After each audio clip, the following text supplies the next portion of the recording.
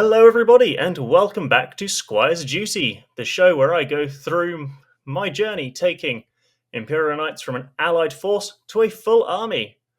And today we've got a Codex review a month on or so, but as you might tell, it's a really special episode.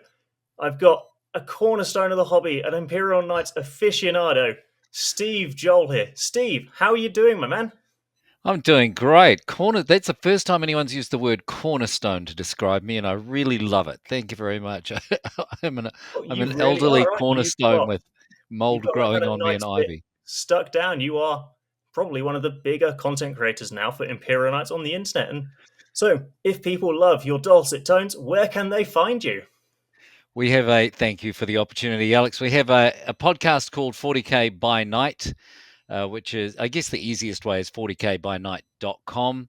So we've been doing that for about a year, and other than me, see, I'm just a humble radio announcer and I'm not a very good player. I'm very much a mid level kind of a player when it comes to tournament play. But luckily, we have some really great players who join us and help out. So it's a real competitive 40K focused Imperial Knights podcast. And I really appreciate the chance to give it a plug. But you say mid-rate. I've seen you've hit finals of events. Imperial Agent's still a little kind of nifty for you. We're not still doing it. Man, that is never going to leave me alone. Hey, as Yeah, an I Imperial went Agents player four. myself, I have to stick up for us where I can. Yeah, fair enough.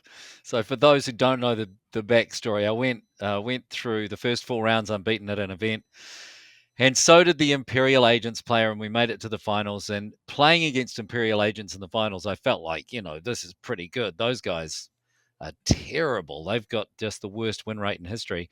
But I was up against a really good player, and I made a couple of mistakes and underestimated, which is, that's the way you lose, right? You underestimate Yeah. units and your opponent, and then yes, I lost a close game to Imperial Agents, and no one has let me forget it, man. That is No, but great. you'd actually argue that that's potentially one of the weak points of Imperial Knights is actually just Yeah. dealing with lots of units with lots of bodies in. We are a lot of small, low activation counts. We're really good at taking out specific targets, but lots of different units with lots of bodies is a problem.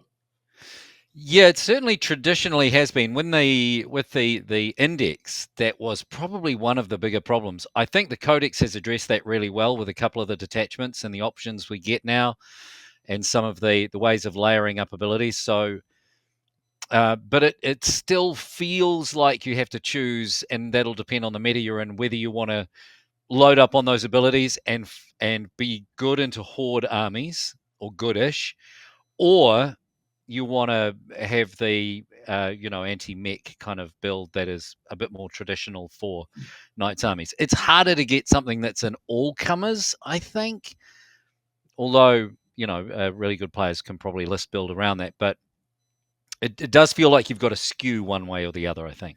Yeah, you've definitely got to think about the type of armies, the type of units in the meta at the time, and that is something that has been historical with the faction. If we look at that initially and kind of your history with the Knights, you've been playing the game with them for a while, and I think that is something that Knights have had to always think about, isn't it? Yeah, well, and the other thing for knights always is, we're a low unit, well, not low unit really, but low model count army certainly.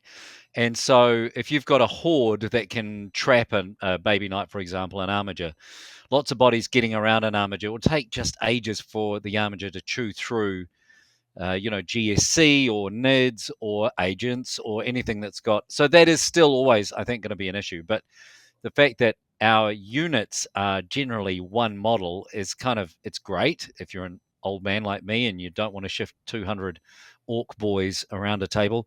But there are also, and it's the same with every army, pros and cons, but that is definitely a limitation that we have, and opens the door for an opponent to be able to exploit that, right? Yeah, definitely. So if we look at this codex now as a book, kind of, if we and looking back at the index, kind of before we had the initial interim change, kind of the 1.5 index, kind of, what are kind of the you think the biggest changes that came out of between the index, the book? What's the biggest thing you've seen? Well, the number one big change now that we've gone to the book is the change in durability. And as you say, the 1.5, when everything, the armiger toughness dropped down to 9 and the big knight toughness dropped down to 11, that made a big difference. And then now with the book, one of the detachments has a 4-up, has the rotate ion shields ability. A different attachment has a 6-up feel no pain that you can activate as a stratagem on one of your units per, I think, in the shooting and the fighting phase. So you can do that Yeah, in it's both. any phase.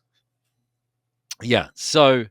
Um, so obviously the biggest difference is just the loss of durability, and that is something that I think Knights players probably just got too comfortable with relying on. We were Yeah, able to send, for example, the Lancer with the 4-up invul and a 6-up feel no pain and re-rolls, and it's just that change in durability has meant a massive, I think, massive change in play style for a lot of people, and it's certainly the thing that I am having the biggest trouble coming to terms with.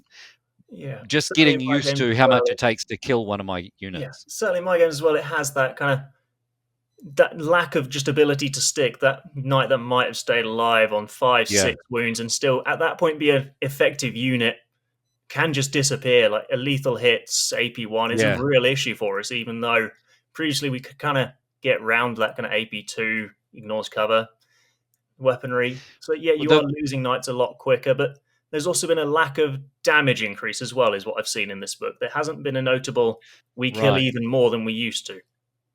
No, exactly. Although there are ways, depending on the detachment you're taking, I think ways to really up the damage output that you can have. But the other big difference, of course, and again, this came at 1.5 and has carried on now, is the reduction in the OC, particularly of the armigers, down to 6. Mm, Doesn't seem like much, but is a big difference. And then when they're bracketed, they go down to 3. So only having an armiger that previously didn't change OC when it was bracketed, and you could reliably have 8 OC, which meant that it was much harder for units to take a point off you. Now you've got OC3, and again, it just means you're having to change the way you think about things, change the way you play. We had the index for a really long time, man. So it's kind of, I think a lot of Knights players just got used to doing things a certain way, and now we're really having to break a lot of those habits, change the way we think about things, and just refigure things a bit. yes, I mean, looking at kind of moving then to that kind of how we play on the table, we have previously been a primary denial army, certainly in a competitive sense, with that armiger, the OC8 before. How are you finding then that kind of the brackets into the OC3? How have you having to change how you use your armigers? You used to really love the warglaive for going forward, standing on a point. Certainly, how does that change how you use your armigers? I think it really depends on which detachment you decide to go with. And I've tried 3 of the 4 detachments in the new book. I haven't tried Gate Warden Lance, which is the one where you put down a 40 millimeter line Yeah, it's a between lot 2 of brain points. work for the opponent doesn't stand on the line. Yeah, yeah. And look, I've talked to Brian Jones, is a top player in the United States. He's a member of the Art of War team and the US team, and he's been on the podcast talking about this. He really likes Gate Warden Lance, but it really is a much higher skill level army, according to him and other people who know way more than me. It's a high skill level, high reward kind of army, but it will take a while for people to work it out and figure out the best way of playing it, because you have to be on that line, or your opponent has to be on that line to open up kind of stratagems and enhancements and benefits to the army. The ones I've tried, Valor Strike Lance is the everything gets assault, which Yeah, that I was the quite tip first. well, GT. Yeah, so good.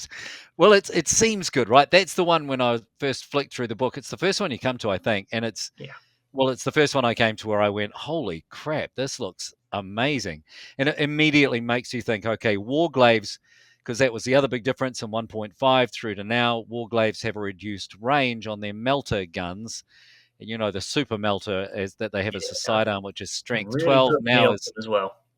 Yeah, it really made a big difference. But now, if you've got assault, if you've got the ability to advance your unit into melter range, it I really think like that changes the math for the opponent. And you've got units like the Castellan, which people are suddenly using again because the ability to advance into getting a sight line and shoot all the way down Well, it's why people were using Quest Forge Pact with it, wasn't it? The ability to put an right, assault on a Dominus class chassis just got them through the wall, particularly when we're not playing like yeah. outside of the UK, the GW, the WTC terrain form. It's getting past that wall, past the plate footprint. It was Yeah. huge for that model. Now, again, people who are better than me suddenly love the Castellan. I have tried the Castellan twice in Valor Strike, and I'm struggling to make it work. And that might just be the heavier terrain layouts, but I still find the 8-inch movement, you have to use full tilt, which is a 2 CP stratagem, Yeah, which gives you +2 to your move and +2 to your advance. So, there are ways to make it good, but 2 CP is a lot, and we're a CP hungry army. Lots of great stratagems in Valor Strike. You want to be able to rotate Ion Shield sometimes. There's a reactive move in Valor Strike, which is awesome. yeah, love that. So for me, as a player who maybe doesn't have the skill level that a Brian Jones or a Reese Darville have, I am looking at other units that I can rely on more to move quickly. I think if you're using Valor Strike, the Atropos is almost a must-have. It's Yeah, a little bit more expensive, but still such a great unit that can fight. And that's what I'm wanting, because I'm coming up against armies like World Eaters and Demons and GSC armies that want to charge in and fight me, Space Wolves and Blood Angels. There's a lot of that in our meta over here. So I really want to have dual threat knights. Even the Errant, which people think is a waste of time in Valor Strike, because the bondsman ability that you're giving to the baby knights is assault if you have an Errant. yeah. But this means the Errant itself can assault, which it couldn't do No. previously. I really love the Errant being able to get into. It still has the 12-inch range on its giant melter, the Melter D6 6 as well, plus right? If that goes through, it 6. just kills something. Oh, it's It can be such a independent. great. It doesn't need to be babysitting Yeah, armigers at that stage, right? That's the big plus for it. yeah, It doesn't need yeah. to stand next to anything. And again, I know that there are arguments for and against, and I think this is the great thing at the moment, that as far as I'm aware at the moment, no one has really figured out the list. And in almost every other army, including our spiky brethren, the Chaos Knights, there is now, after a lot of trial and error, there is the Infernal Lance kind of has figured out the list. Yeah. Whereas we're not there yet. And it's kind of a fun, if nerve-wracking place to be. Um, and It gives and everyone the option to experiment. I think that's what's a yeah, really nice stage right now is you can probably pick most of the kind of Questoris chassis, the kind of Zeraster chassis, and not feel bad about it, except maybe the Acheron. Probably don't try that one. yeah. But that's not new. That thing's just been rubbish. I even forget what it does. It's got Does it some strict flame that cover you or don't want to something? use. For 400 points, the gun on it is no good. So we're not even going to talk about that. But now, did I hear you say you're going to take Valor Strike to an I event? took Valor Strike for LGT, and I think I ended up being the top Valor Strike on it, and I did really Right, enjoy it. Like you say, that extra burst of speed was really useful, and this right. was a place where I found Canis useful as well, having that melee threat, and again, him being able to threaten that reduced cost full tilt was really useful there. That's something I've Yeah. done on this channel. I've got the report on it. It was useful, but it it felt like it was just lacking a little bit of something in it, and maybe Mm. that comes back to the army rule. And I've seen you were playing Christoris companions for a while, Yep. and that detachment unlocks all of the army rule, all of your oaths and deeds. And how did you find playing Questoris companions? Well, yeah, again, I mean, Questoris Companions, when you're looking through the book, that's the one with the stratagems that you just go, oh my God, this is what Fullback, shoot, kids charge, came and a up with knight. and played with. Yes, please. Missed that syntax. And advance in charge. Come on. I've got a Lancer that wants to do that, has always wanted to do that. Until it And stubs its toe. until it stubs its toe, or until it as you say, fails the charge or gets into a situation that it should. Sometimes, and this is what I learned really early with knights, sometimes just because you can doesn't mean you should. Yes. Like, you can advance and charge your Lancer, but that doesn't necessarily mean it's a great idea. So I learned the hard way to play a little more cagey, to be a little more cagey with the index, and that is kind of paying off now, I think, now that we are less durable. But to answer your original question, not Quest Forge Pack, the Questoris Companions, so the tricky thing with Questoris Companions that you forget until you're halfway through a game or in the first round of a game or whatever, and suddenly you realize is none of the stratagems apply to the baby knights. So as good as some of the stratagems are, and you kind of go, oh, I can advance and charge that guy, or the errant can give the advance assault ability, and then I can use a strat, and it can advance and shoot and charge, but that doesn't work because none of the strats apply to the armigers, only the big knights. So then you think, well, do I take 4 big knights so that I can really maximize all of the enhancements and the strats that you get in that detachment? But then you're faced with the issue of 4 big knights if you're coming up against Eldar the Fuegan and, It's also Fire 1,600 points, Dragons. right? You've got very little other Yeah, stuff by that point. you got nothing left. Yeah. So I kind of have tried a couple of times with the Questoris Companions to take 3 bigs and then as many littles as I could fit in, which I think is 5, and then some allies. But again, you want to be able to use stratagems on those baby knights. They're such good strats, and so your armigers are just out there helpless. You can't use the 6-up feel no pain. You can't do anything defensively. There's no way to react to anything. They just do what they can do, which is, depending on the enhancements you've got, I guess you can buff them up a little bit, but it is harder. So now I don't know if you've got any follow-up questions around that, but to jump ahead a little bit, I think for me, the one that is easiest to play, although less fun, is Spearhead. No, I think that is probably where the competitive detachment of choice ends up being. I think Yeah, definitely the bondsman abilities on a lot of the knights are very powerful. We've not kind of gone through the data sheets fully yet, but being able to do that, again, the armigers seem to be one of the strong points of the list if you can buff them correctly. They're the yeah. fast ones, they have the damage, and with the right ability to get to the right place, I think they offer everything we need. Well, the great thing about, and just going back to Questoris Companions, I mean, it is so much fun. I really do think it's a lot of fun. And there will be games. The problem with like 4 big nights is there are games where you turn up and your opponent has auto lost because they can't deal with 4 big nights. But then there are games where you turn up and you've auto lost. And it's just so binary. The 4 big nights either win you the game pretty much or lose the game, or the roll of the dice for who goes first. So Yeah. there's just less, I feel like less. There's less ability to sometimes use player skill and have a nice game out of it. Again, if you're Right. looking then backwards from the competitive side to a chill game at your local club, you need to tell your opponent you're bringing 4 big knights, right? That's right. That's right. Turning up to a chill game at your local club with 4 bigs is kind of a dick move in a way, but yeah, as long as your opponent's aware. But the spearhead at arms, is that what it's called? Spearhead detachment? Spearhead Yeah, lance. Spearhead. Sorry. Spearhead lance. So for people who haven't tried it yet, this is the one where they're really encouraging you to take a lot of armigers. Your big knights basically can buff 3 armigers, and then when you use a stratagem, it's on the 3 armigers that the big knight has buffed. So you pick the big knight, and then the stratagem goes on to the 3 armigers that have the buff from the big knight. So, for example, the defender, which is again almost an auto take, I think, in this one at the moment, anyway, I'd until say it's a someone finds a better requirement there. option. That minus That, damage is just yeah, required. so that's handing up -1 damage to 3 armigers. And then if you put an enhancement onto the defender, that enhancement also applies to those 3 armigers. And then if you spend a CP on a strat, that also applies to those 3 armigers. So you can have 3 armigers buffed up to the eyeballs. My favorite combo is the Warden, the Night Warden or Castigator.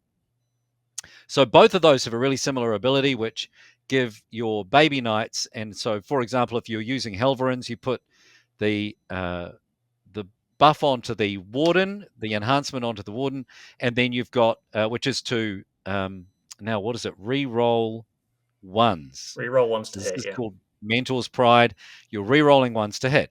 So if your Warden has that enhancement, you then buff up the 3 armigers with the Warden's natural bondsman ability, which is giving you sustained hits on 6s and an extra pip of AP.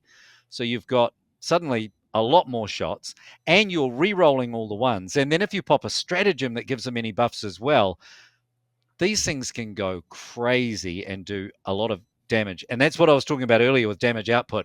If you're layering things up in this detachment, I really think you're getting a lot more damage output than you were able to previously with armigers. Well, it's a lot more than what people are expecting. That the anticipation previously from our 2 years of Noble Lance has been one armiger gets good, or we Squire's duty to them and we got one Yeah, target that's good. Now you can use them independently as well. And like you say, get in. You can also use that cheekily to get outside of a Vector because you're not targeting the baby knights, you're targeting the big knight from the command phase who can be 20 odd inches behind the lines at that stage, right. targeting all It, three, right? yeah, it's also, I mean, in all of them except for Questor's companions and all of the detachments, getting honored really doesn't mean very much. No. But the one thing I would say is that in this, it does give you the extra 3 inches on your bondsman ability. So you can, as you say, you can just kind of push the knights out. If you're honored, you can push them out a little bit further. The other thing in this detachment is if you're using a defender, the defender's in a weird spot in that it gives buffs to the knights behind it, right? If any part of the knight behind the defender is obscured from shooting, then that knight gets defensive buffs. But the defender in itself has no combat capability, so you really don't want it to be out the And front. the conversion beamer wants you to be outside 18 as well, so it really wants to babysit the Helverins, right? So you want to sit 18 something inches away with a couple Helverins behind it. It actually does very little Right. for the Warglaives, which arguably want its bondsman ability more than the Helverins. Correct. Yep, I think so. So you're taking, in the way I've been using it, you're taking the Warden or the Castigator, depending on the points you have and which one you prefer, to buff up Helverins. You're taking the Defender to buff up the Warglaives, which you want to push out a little bit further. Maybe you want to get a couple of those. And again, the way the OC works now is you kind of need a couple of them on a point. Yeah. With -1, that maybe your natural expansion, you're pushing a couple of Warglaives out there with the -1 damage, which is so good into so many armies at the moment. Think Blood Angels, which are really strong, but if Even you Chaos Knight, and right? Custodes and Chaos Knight, like there are so many Yeah. uh, Damage 2 just seems armies to with be 2 the damage. profile. Grey Knights as well are very popular from what I've seen. They're a damage 2 Yep, army. damage 2, damage 3. Suddenly dropping one of those gives you so much more life in those armigers. I mean, then there are things that they're just going to die against, but that's the case anyway. So, If that was uh, getting through, the -1 damage wasn't helping. yeah, exactly. Yeah. So, I do think Spearhead is, and I know that we're going to come to this, but if you're a newer player and you're just looking, maybe you picked up the book, you're thinking, how do I do this? What's the best way to do it? I feel like Spearhead is going to give I think you the Spearhead's the best most way to. forgiving. It's the most forgiving. It's the way into to start having a good experience in that you're not getting completely wiped out on the table. If you just want to go nuts, have fun, then the Questoris Companions or Valor Strike could be a great way to do that. You just want to run around and shoot stuff and punch stuff. That's the way to do that. Yeah. So I mean, we've looked at the detachments. So if we kind of started looking at units, so looking at these units, these big knights to build around. If you kind of pick out what 2 knights would you put in every single list? Which 2 you cannot go without? It's really boring to say it, but the Atropos is the number one for me. I know lots of people will say Canis Rex. The bump up in points means that he is, I think, really great in a couple of the detachments, maybe not necessary in a couple of others, but the Atropos just is a set and forget. I think in pretty much all of them. Again, I haven't tried Gatewarden Lance, so I don't know for I sure think on it that still one. wants to be there as well. Poppins has Yeah, main actually, shoes on it. having said that, it probably doesn't fit into your Spearhead, right? So the Atropos, certainly if you're taking the Quest to Forge Pact, if you're taking Strike, Atropos is I think such a depends on great your role. I dual think if threat we look unit. at teams, I think it has a place probably in teams in Spearhead. to drop it onto and if you go, I am hunting the big things, I think it has a play there, right? Yeah. Yeah, maybe in My job teams, is to but hunt big things. I'm taking 6 warclaves, an atropos, and a defender. And going, right. your big things are dead. Yeah. And but the tricky thing is if you're looking for an all-comers list, if you're playing singles, then the Atropos's ability, the bondsman ability that hands out is really, I almost forget it because it comes up so rarely. It's really only in the Knights mirror match, or if you're playing Necron's list that's Yeah. loaded up with the big Tesseract Vault and the monoliths and things, then you're in heaven. Then you're good to go. But it's such a hit and miss thing that the Atropos maybe doesn't make it into that list. I love the Warden's new ability. I really, really like the Warden. Even if you're only buffing one Helverin, sustain 6 is an extra AP. I mean, the name of this is Squire's Duty, right? And that was absolutely our best Yes. stratagem I like the prior to Warden the as well. book coming I out. used that in my Valor Strike list. The Dev Wounds versus Infantry. We're hitting an infantry meta is really nice. I like the autocannons on top. That's a cute bit of tech I've found. Yeah, And again, it's a multi-purpose knight. I've been taking the chainsword on mine. Just that yeah. ability to go chunk through a huge number of models. The World Eaters matchup. It can kill a whole unit of berserkers on its own. The great thing about the chainsword, and I've been using the fist on all of the knights that are dual threat knights for so long that I had completely forgotten. And it was only the other day I used the chainsword for the first time and realized AP3 on the sweep and AP4 on the strike. Yeah. So if you're punching a tank in the face, that's going straight through, unless it's Particularly if you've taken the but a normal reroll a hit blinder. and wound for your bond for your ability as well. That just gets that Yeah. little bit of efficiency that you're missing if you've gone for the go fast or the extra OC. Yeah. Yeah. And it's just, I had completely forgotten about that, but it is you're right, the chainsword. Suddenly, I feel like the chainsword on the combat armors is a great way to go. And into so many matchups, you get so many more attacks on the sweep. It's AP3 on the sweep, it's 2 damage. That's a great way to kill a unit of whatever, unit of Marines or Chaos Marines. Very strong. So if you're looking at that second night, so if we're looking maybe that kind of Questoris Companions, the Valor Strike route, and we'll keep doing Spearhead slightly separate because I do think it requires such a different build. If you look at the kind of the more big knight build, what would then be your second big knight of choice? It's got to be Canis Rex. And I know. I hate the fact that all through the index, Canis and the Atropos were the go-to knights, and they still kind of are the go-to knights. And the reason for Canis, I know he's a little bit expensive, but that ability to drop the price of a stratagem by 1 means you're getting a lot of free strats in the Questoris Companions. You're stickying objectives for free.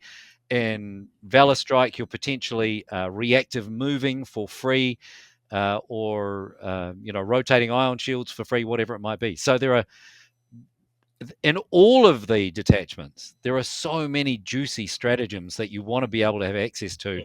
and it is a CP hungry army. So taking Canis, I just feel like it still makes a lot of sense. I think you've lost the critical fires, but he's still a knight that hits on 2s with sustained. That's a net 100% hit rate. We Yeah, don't have that anywhere else. His extra melee profile, I think, as well. The extra attacks in melee, the damage yeah, 4 with the Las Impulsor. I think he really does have a place. Like you say, he does. yeah. He does something that we can't find somewhere else in the army. The other thing is, if you're taking it in, for example, in Valor Strike, that ability to assault, to advance and get into range with a 24-inch supergun is great, or get through walls is great. You can use full tilt to give them the extra move and advance for 1 CP, which is fantastic.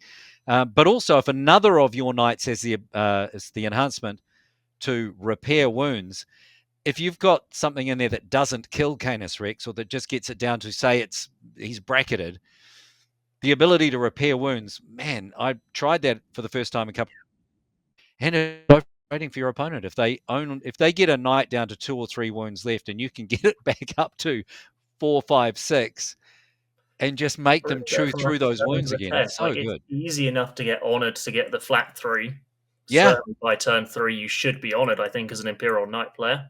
Yep. That flat 3 is huge. Even on a little knight, just getting past that -1 to hit damaged point is really Yeah. useful. And I think Canis, that ability change to drop a battle shock once per game, you will remember it coming up.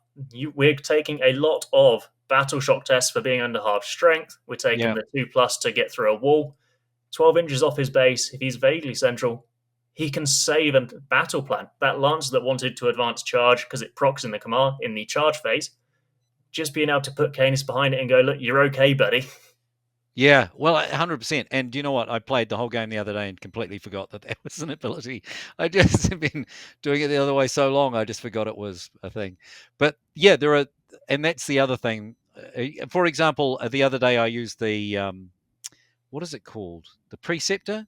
So the Yeah, the reroll wounds Timu against the Canis. chosen target one, right?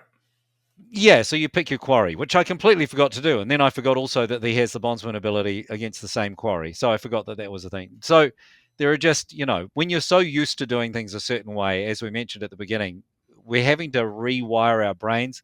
Harder for old people, rewire our brains on how to use these units and how to use the enhancements.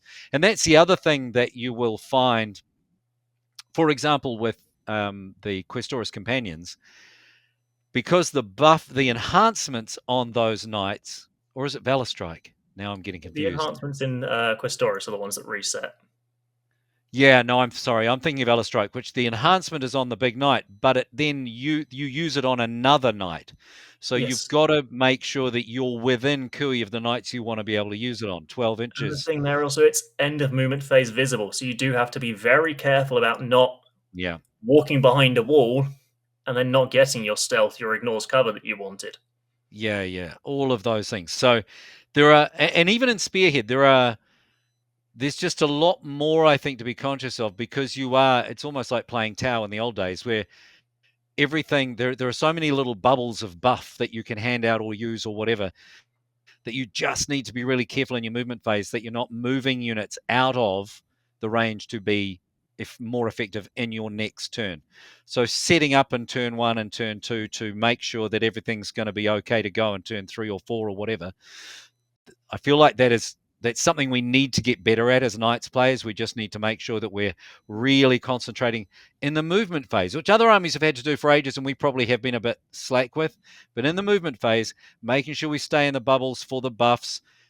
The big thing with the Spearhead detachment is, if you've got two big knights, really being clear on, in your next turn, which 3 baby knights do you want to have the buff from the warden, and which 3 do you want to have the buff from the defender, rather than getting overlapping fields of fire and finding that, well, I've got to put the defender's buff on these 2, but that's not really useful to me It's, now. You it's know what that I mean? sad You've got to. occasion where you only get 3 bondsmans off total, right? Where you've just Yeah, mismanaged it. yeah, They're yeah, in the wrong yeah, place. And I think that's yeah, actually something important to note, that as an Imperial Knight player, you have a lot of agency if you want to push the limits of it. It's not just now putting big lads on the table and hoping you roll dice. You have a lot of agency to use player skill to express yourself on the tabletop using the measurements to yeah. kind of play your way out of situations that I don't think we had before this codex. 100%. And the other thing is, we still have access to all the agents, right? I mean, there's still lots of room for the sisters package that people were taking before. There's still lots of room for the Calidus and the Calexis and whatever else you want to use. I love the Navigator and Spearhead, for example. If you're taking the defender, ironically, is defenseless if something drops in behind it.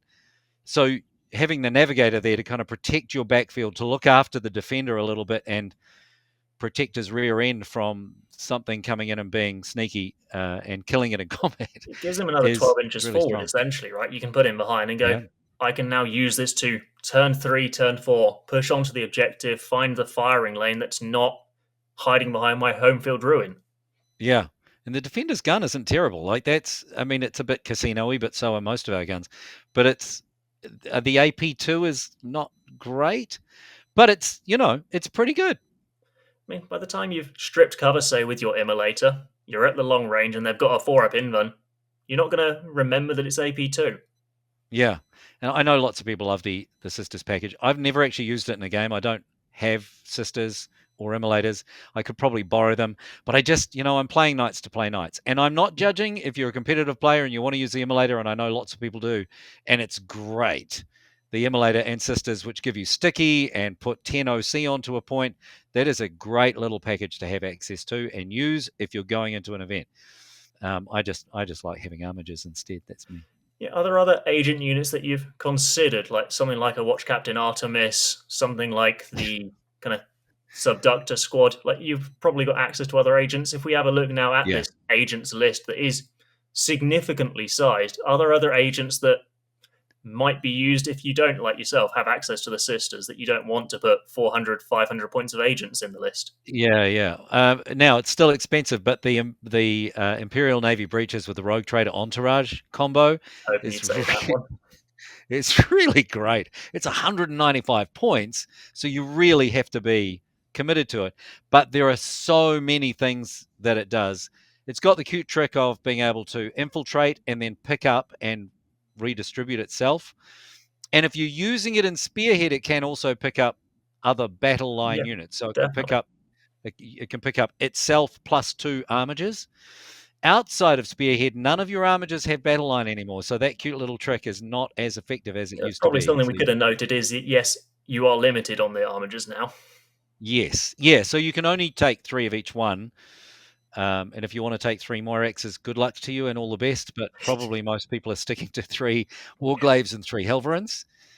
But the Rogue Trader Entourage still is a lot of bodies, several of which have a 4-up invul, and you can, smoke, so you can make it a little bit harder to kill them. They're deceptively difficult to get through, and they've got all sorts of other little tricks that they can do as well. So that's a good little combo if It's a you're really nice worried put about. forward piece. You've got the regen models as well, so you can be really Yes, cute with just putting 3OC on a point. How much do they want to commit? Because behind that 200 point unit is an Imperial Knight army. If they overcommit, you can yeah, just pick that up. that's right. Yeah, and also one of the things that we really lack in Knights, and this comes up if you're playing demons or grey knights or whatever, is the ability to screen. Armies that can Yes. uppy downy or can pick up units and put them into the backfield, that ability to screen is really tricky. So if you've got something that can basically block out a large chunk of the board with all those bodies, that's a big advantage. Well, with Raven Guard as well, with that forwards and navigator behind, that's a huge chunk of the board that you now don't Yeah, have to worry about, that you can get yeah, your safe corner to exist in, which you need against that kind of army. You need to be able to it it's not a trading army, but you need to be able to trade their knight damaging pieces out by yeah. forcing them into awkward spots. The other ones, the subductors you mentioned, are really great. They've got a 4-up invul, so again, they're just deceptively difficult for an opponent's army to get through. The Watch Captain Artemis is so great. Now, I've only used Watch Captain Artemis once, but how great to have that. The first time you kill me, I'm going to stand up again. That's very cool. Kind of limited movement wise, but only 65 points, so he He's stays off very the board. cheap He to come comes in on to from the get you side. a. He's got an anti-infantry Dev Wound Flamer. He's got 6 attacks at 622 melee. He's a nice little trading piece, or 65 points to stand at your home, and on a 2+, they didn't even indirect him. Yeah, there we are. Um, the Calexis is an obvious one. I don't know if I've mentioned the Calexis Assassin. Probably lots of people are familiar with that. But at 85 points, again, if you don't have the points for a Calidus, then the Calexis is a great option, being able to come in 6 inches away and throw a grenade and then shoot. So if you've got a unit of rangers who are just hiding behind a wall, that's one of the hardest things for us Knights players. A little unit of rangers hiding in a corner behind a wall 1 inch away, so we can't charge them. We've got to go Even with her all the reactive way move as well, around the right? wall, and then like being able to drop a Calexis Assassin in there and just do stuff to those things, which are fragile, is that's fantastic. Or as it did for me in a game yesterday, be able to drop in behind enemy lines and what do they call it?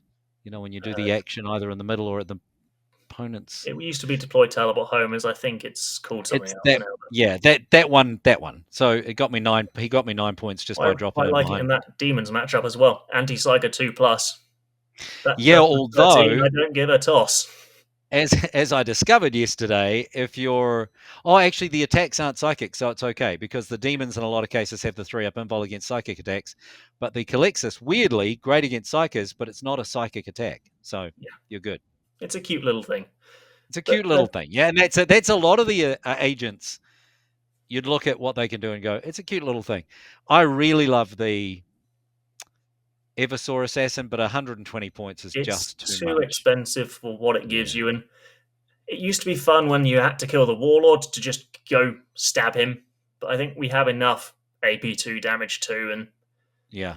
it's like you say, it's expensive. If it was down to that 110 points, it's a consideration with the scout. But as it Yeah. is, I Well, think it's too many points. It's almost an armature.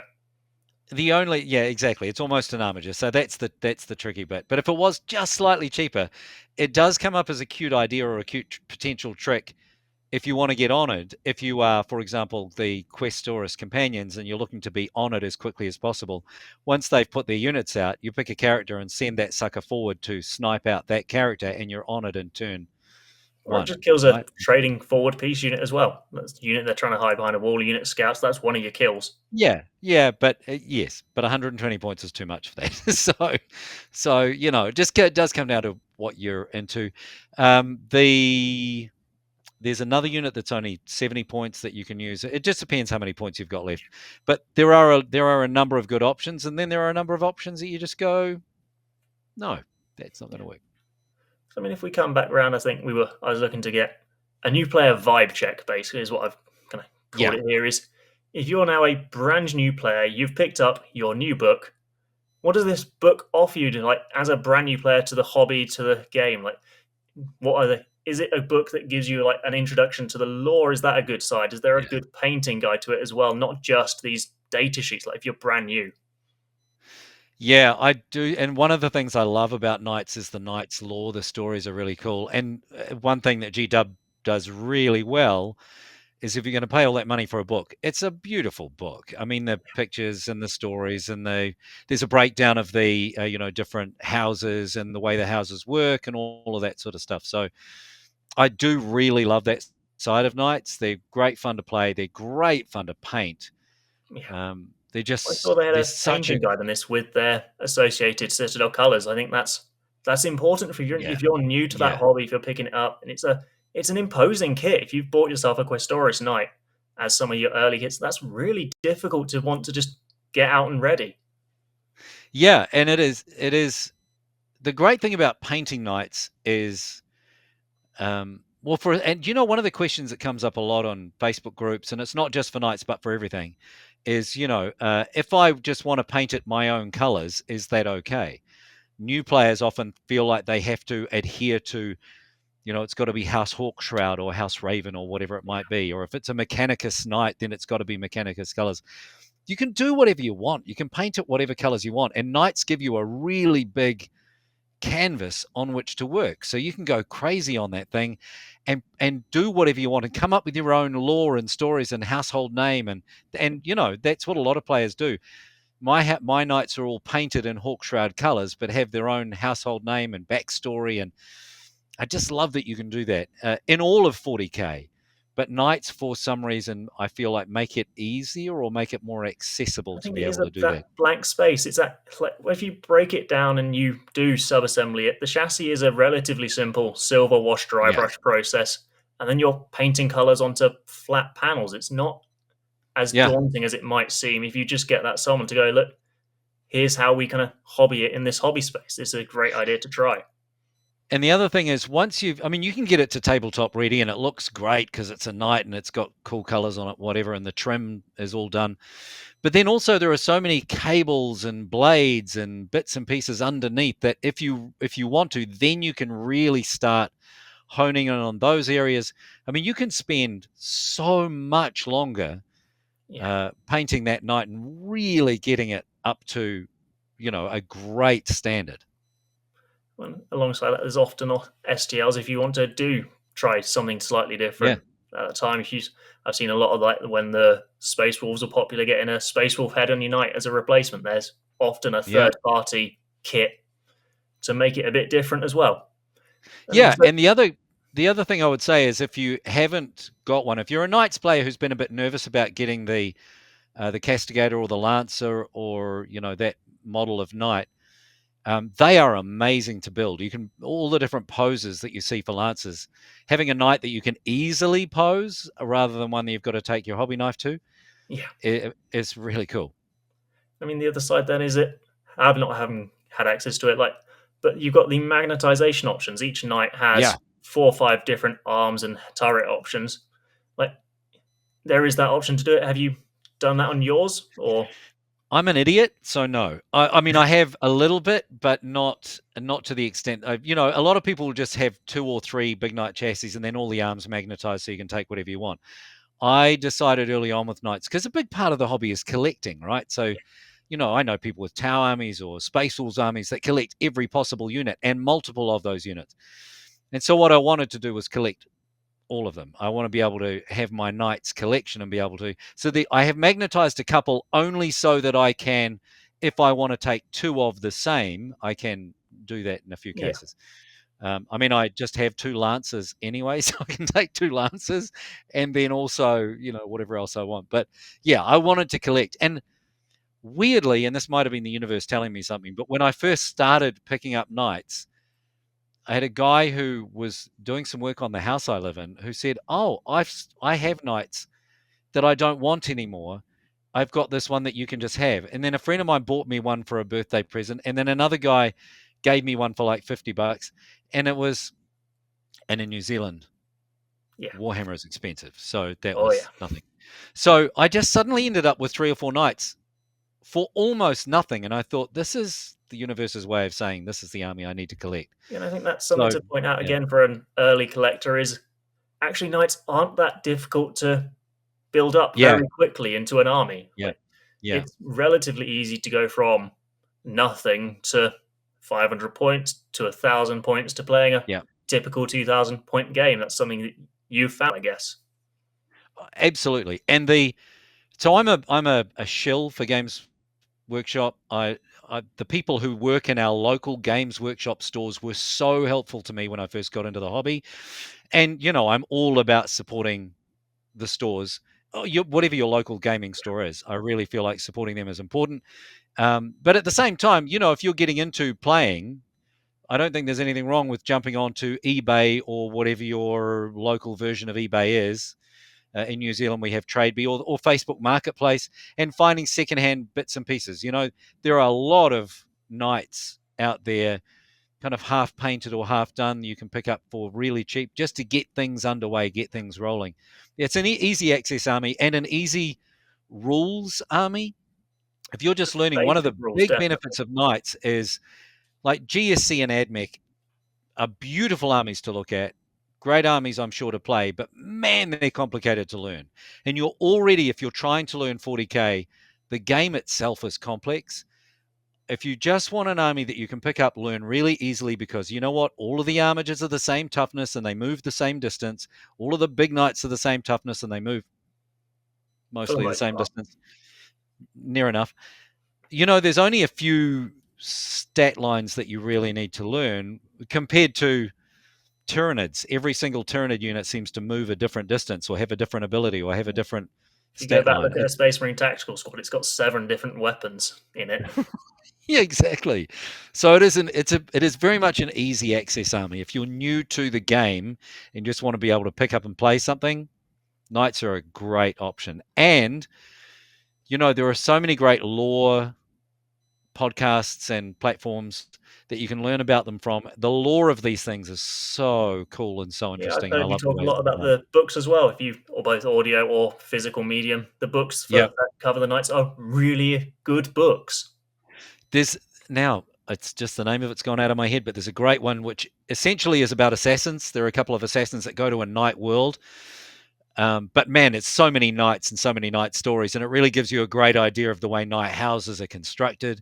Even though it's an assassin's book, it's really a knight's book, and Yeah. I can't remember for the So life of me what it's called, but it Assassinorum, is an Edison. Kingmaker Assassinorum, is it? Assassinorum. That's it. Kingmaker. Assassinorum Kingmaker. Great book. So if we bring this back from ranting about lore and incredible knight models to the Codex itself, overall, how have you found it so far? I guess you've now played a few events. You've got a good number of games. If you wanted to kind of Yeah. see how has it gone for you as a player?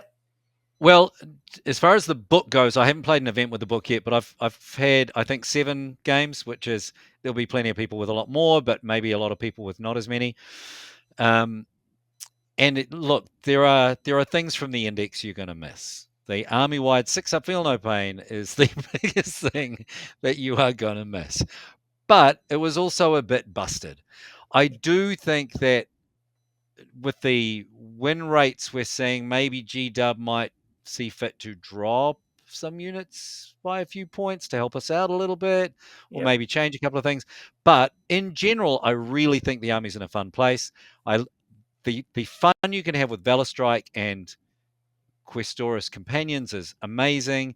If you're a person that just loves to play big knights, then you've got a detachment. If you're a person that loves all the baby knights, then you've got a detachment. If you're a person that's always thought, man, I'd love to be able to assault and shoot, you've got a detachment. There's something in here for everybody. And it's a lot of fun. Knights are just fun, man. They're a fun army to play. And finding where you're at, I think, is part of the fun space that we're in at the moment. I like the book a lot. I like the book because it does give us plenty. It means we have to work things out. There are weaknesses we have to overcome. It's not just a busted book, despite what David Gaylard said when it first dropped. It might have been busted in Valor Strike when everyone got all the strats, Yeah, but we can yeah, give him maybe that that one, was. I think. Yeah, But all right, since all then, right. definitely not. I don't think it is at all. And the win rates that you see on something like Stat Check, all the kind of your play experiences ourselves, you can tell it's not a busted book, but it definitely has the ability to Yeah, go wide and do a lot of different things, which I think we were missing. We had 2 years of Noble Lance, a little 1.5 edition where we were definitely too strong. And I do agree. I think this is a really good codex, actually. yeah. One of the things I forgot to mention in Spearhead, of course, you've got the ability to take some knights off the table, 3 of them if they're close to the edge, which is It's brand new. really. We've never had that, right? Yeah, Never had that exactly. reposition. So we can now do the demons thing to them, where we can pick up a few units Yeah. and bring Have them a on again. Warblade up your backside. Which is not a sentence I've ever used, but now that I've heard it from you, I probably will. But no, I think that probably comes towards the end of the interview. Steve, this has been absolutely incredible. Again, you can find you at 40k by night. And this has been 6 Plus Plus. Steve, thank you for coming on to the show. Thank you so much for having me, Alex. I really appreciate it. A lot of fun. Thank you very much. See you guys in the next video.